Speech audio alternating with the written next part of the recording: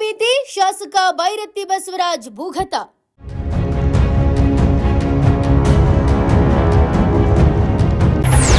Rowdy sheeter ಬಿಕ್ಲು Shiva ಕೊಲೆ case ಆರೋಪಿ ಶಾಸಕ ಬೈರತಿ ಬಸವರಾಜ್. ನಿರೀಕ್ಷಣಾ ಜಾಮೀನು ರದ್ದಾದ ಹಿನ್ನೆಲೆ ಅಜ್ಞಾತವಾದ ಶಾಸಕ, ಪೊಲೀಸರ ಬಲೆ.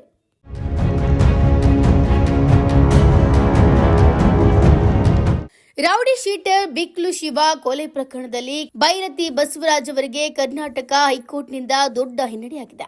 ನಿರೀಕ್ಷಣಾ ಜಾಮೀನು ಕೋರಿ ಸಲ್ಲಿಸಿದ್ದ ಅರ್ಜಿಯನ್ನ ಹೈಕೋರ್ಟ್ ವಜಾಗೊಳಿಸಿದ್ದು, ಯಾವ ಕ್ಷಣದಲ್ಲಾದರೂ ಬಂಧನಕ್ಕೆ ಒಳಗಾಗಬಹುದು ಎಂಬ ಭೀತಿಯಲ್ಲಿ ಶಾಸಕರಿದ್ದರು. ನ್ಯಾಯಮೂರ್ತಿ ಸುನಿಲ್ ದತ್ ಯಾದವ್ ಅವರ ಏಕಸದಸ್ಯ ಪೀಠ ಅರ್ಜಿಯ ವಿಚಾರಣೆ ನಡೆಸಿ ಬೈರತಿ ಬಸವರಾಜ್ ಅವರಿಗೆ ನಿರೀಕ್ಷಣಾ ಜಾಮೀನು ನೀಡಲು ನಿರಾಕರಿಸಿ ಆದೇಶ ಹೊರಡಿಸಿದೆ.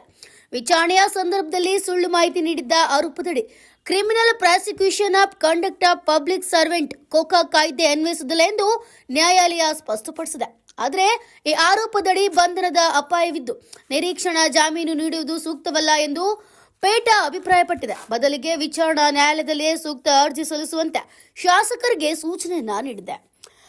ರೌಡಿ ಶೀಟರ್ ಬಿಕ್ಲು ಶಿವ ಕೊಲೆ ಪ್ರಕರಣದಲ್ಲಿ ಬೈರತಿ ಬಸವರಾಜ್ ಅವರ ಹೆಸರು ಎಳೆಯಲ್ಪಟ್ಟಿದೆ. ಈ ಪ್ರಕರಣದ ವಿಚಾರಣೆಯ ಸಂದರ್ಭದಲ್ಲಿ ಸುಳ್ಳು ಮಾಹಿತಿಯನ್ನು ನೀಡಿದ ಆರೋಪದಡಿ ಕೋಕಾ ಕಾಯ್ದೆಯಡಿ ಪ್ರಕರಣ ದಾಖಲಾಗಿತ್ತು. ಶಾಸಕರು ಈ ಆರೋಪದಿಂದ ರಕ್ಷಣೆ ಕೋರಿ ಹೈಕೋರ್ಟ್ಗೆ ಅರ್ಜಿಯನ್ನು ಸಲ್ಲಿಸಿದ್ರು. ಬಿಕ್ಲು ಶಿವ ಕೊಲೆ ಪ್ರಕರಣವು ರಾಜ್ಯದಲ್ಲಿ ದೊಡ್ಡ ಸುದ್ದಿಯಾಗಿತ್ತು. ಹಲವು ರಾಜಕೀಯ ನಾಯಕರುಗಳ ಹೆಸರುಗಳು ಎಳೆಯಲ್ಪಟ್ಟಿದ್ದು ಸಿಐಡಿ ತನಿಖೆಯು ತೀವ್ರಗೊಂಡಿತ್ತು.